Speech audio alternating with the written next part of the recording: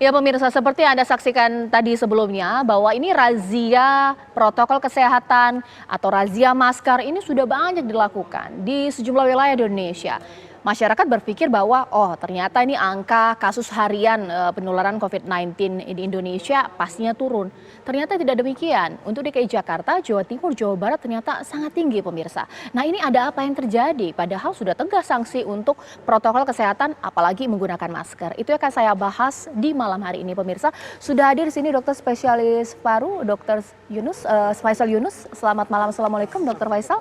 Oke, ini kita juga sudah ada 2 kepala daerah dokter yang merupakan 3 provinsi tertinggi, Jawa Barat, bahkan juga Jawa Tengah, ini ada Jawa atau DKI Jakarta. Mungkin saya sapa terlebih dahulu Bapak-Bapak, Pak Wagub, Pak Ahmad Riza Patria, Pak UU.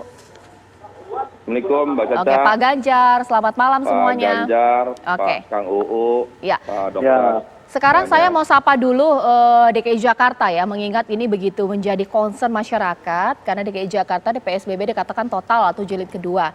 Tapi ini Pak Wagub, DKI Jakarta menjadi tertinggi atau secara data ini mengalahkan negara-negara lain mulai dari Australia bahkan juga Korea Selatan. Ini ada apa Pak Wagub? Ya Mbak Caca, yang pertama ya sebagaimana sudah sering kami sampaikan, Jakarta ini kan ibu kota, dia juga menjadi hub. Jadi keluar masuk warga dari luar dan dalam negeri itu di Jakarta. Kemudian Jakarta sebagai ibu kota, pusat pemerintahan, pusat bisnis dan segala pusat. Jadi Jakarta adalah pusat interaksi warga.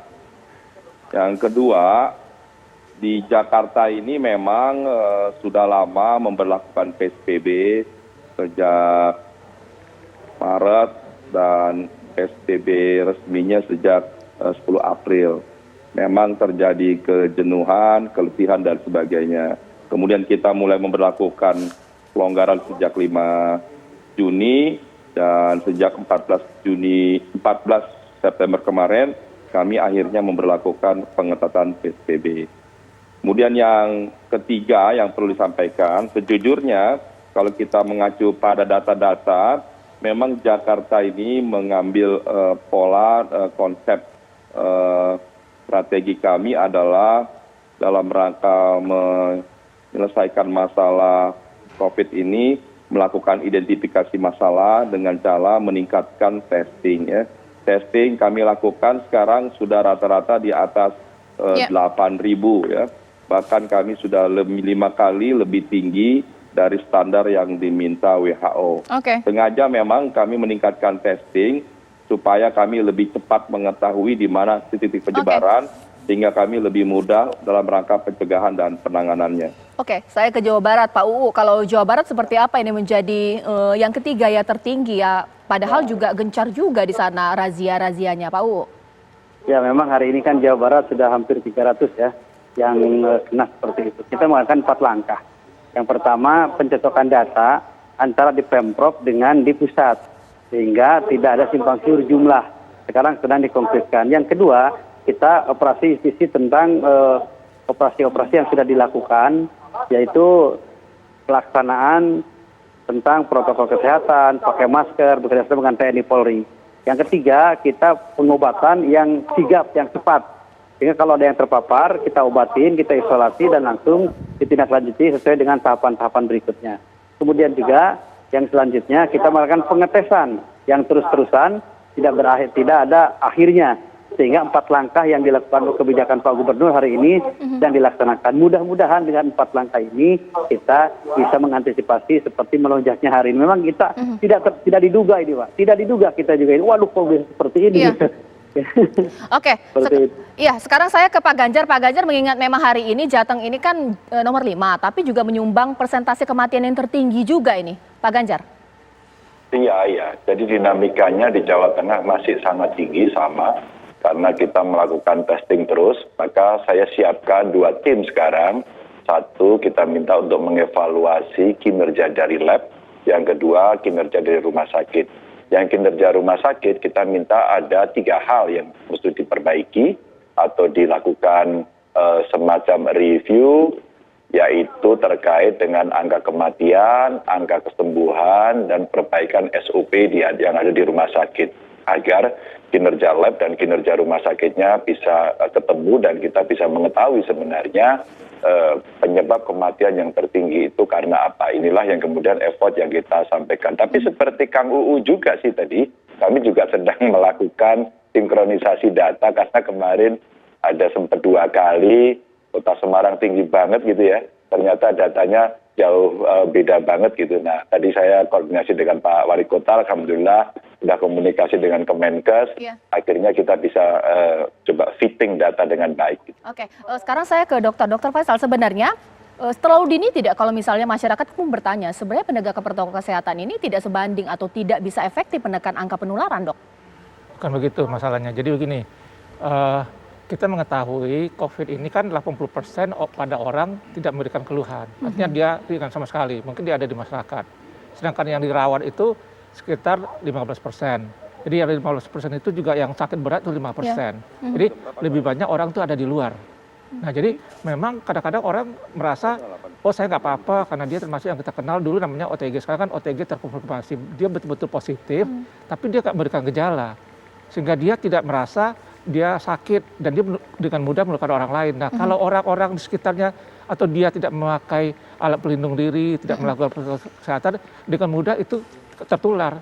Itu kelihatan, kita punya data. Jadi waktu Jakarta dinyatakan PSBB, ya, mulai itu sampai 30 Juni, itu jumlah angka kejadian di Jakarta itu sekitar 11.000. Nah, kemudian dibuka kan, mulai 1 Juli dibuka, sampai 16 Agustus saja sudah 19.000. Bayangkan yang 3 bulan itu cuma 11.000, tapi dibuka 1,5 bulan 19.000 meningkat. Nah itu menunjukkan bahwa penularan terjadi karena orang bergaul lebih banyak, ada kerumunan dan lain-lain, ada buka restoran, ada buka gitu, itu menyebabkan terjadi. Maka kita dari Perhimpunan Dokter Paru Indonesia sudah menghimbau sebelum ini ya, bahwa sedapat mungkin kita lakukan PSBB lagi. Jadi kita berterima kasih sekali kepada Gubernur Jakarta melakukan PSBB, karena dengan demikian kita berharap akan berkurang. Karena apa dampaknya? Yang masuk rumah sakit itu banyak, dokter-dokter udah banyak kelelahan.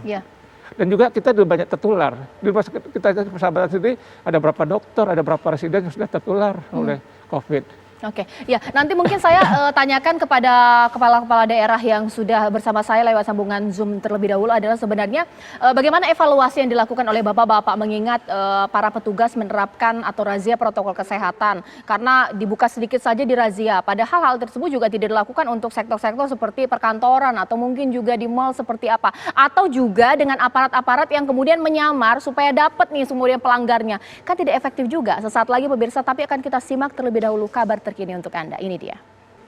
Ya, kembali Apa Kabar Indonesia Malam. Sekarang saya mau ke DKI Jakarta dulu. Ini Pak Wagub, sebenarnya bagaimana bentuk evaluasi pengawasan dari aparat yang melakukan razia?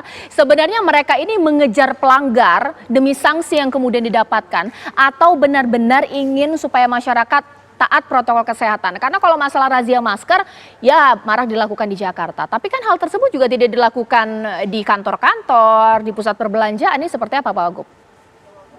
Ya, Mbak Caca, sebelum saya masuk ke operasi, razia dan lain-lain, perlu kami sampaikan, jadi jangan hanya yang dilihat angka penyebaran. Karena angka penyebaran itu bisa diperoleh karena banyaknya testing di antaranya. Harus dilihat juga angka kesembuhan dan angka kematian. Jakarta itu tingkat kesembuhannya sudah 76% dan angka kematian terus turun.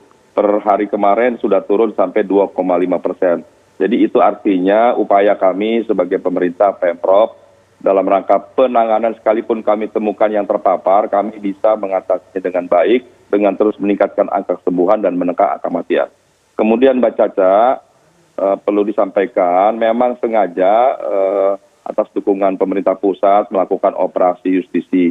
Yang sebelumnya kami sendiri dari Pemprov sudah menghadirkan tidak kurang dari 5.000 Satpol PP, bahkan 5.000 pegawai ASN kami hadirkan untuk membantu melakukan pengawasan pemantauan dari hari Senin sampai hari Minggu dan tidak kurang dari 2.500 pegawai daripada Disub, Dinkes, dan Disnaker. Kemudian juga dibantu oleh TNI Polri dan sejak hari Senin TNI Polri mengerahkan personilnya tidak kurang dari 6.000. Jadi itulah jumlahnya tidak kurang, totalnya hampir 20.000 yang kami kerahkan. Memang masyarakat Jakarta ini total jumlahnya kurang lebih ada 11.000. Namun demikian jumlah yang banyak ini tidak mencukupi, jadi perlu kesadaran dan kepatuhan seluruh warga. Ya. Memang tingkat kepatuhan di DKI sejujurnya, ya mohon maaf mungkin termasuk yang cukup baik sesungguhnya. Ya. Kalau kita lihat rata-rata sejak diberlakukannya PSBB bulan April hingga hari ini. Oke, kalau Namun untuk razia Pak Wagub?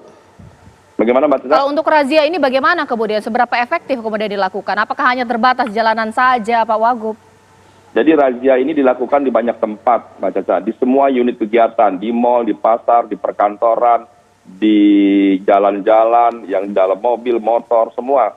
Bahkan di tempat-tempat rumah ibadah juga kami minta majelis takmir dan semuanya untuk membantu. Jadi kami memberlakukan semua unit kegiatan wajib menunjuk anggotanya atau bagian dari pegawainya, bahkan setiap anggota rumah, setiap keluarga kami minta menunjuk minimal 1 sebagai kader COVID atau sebagai PIC, person in charge, atau satgas atau gugus tugas.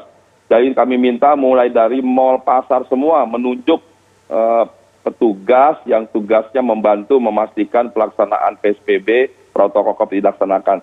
Di samping tentu kami dari Pemprov dan aparat menyiapkan petugas personil sebanyak mungkin, sebaik mungkin untuk membantu pengawasan. Jadi ada pengawasan internal masing-masing yang mereka tunjuk dan pengawas dari eksternal dari kami. Itu yang kami berlakukan selama ini sejak berlaku. Kemudian kami juga setiap minggu melakukan monitoring, checklist, kuesioner yang harus dijawab, bahkan setiap rumah, setiap unit kegiatan. Bahkan setiap unit kegiatan kami minta juga melakukan evaluasi tertulis, kemudian mengisinya, kemudian dikirimkan kepada kami melalui aplikasi. Berbagai cara kami upayakan Mbak Caca, tapi sekali lagi sesuai dengan para ahli pakar, keberhasilan kita mengurangi dan memutus rantai penyebaran COVID itu 80% terletak pada kesadaran, kepatuhan, disiplin warga. Upaya kami hanya 20% kontribusi kami dalam bentuk regulasi, aparat, dan sanksi. Oke, terima kasih Pak Wagub. Nanti saya ke Jawa Barat ya, karena nanti Pak UU saya ingin minta pendapatnya. Karena Kota Bandung ternyata sudah mulai nih mewacanakan lakukan razia untuk masker jenis scuba atau buff. Ya mungkin niatannya baik, tapi kan belum ada di aturan dari Kemenkes sendiri Pak Wagub. Sesaat lagi pemirsa, di Apa Kabar Indonesia Malam.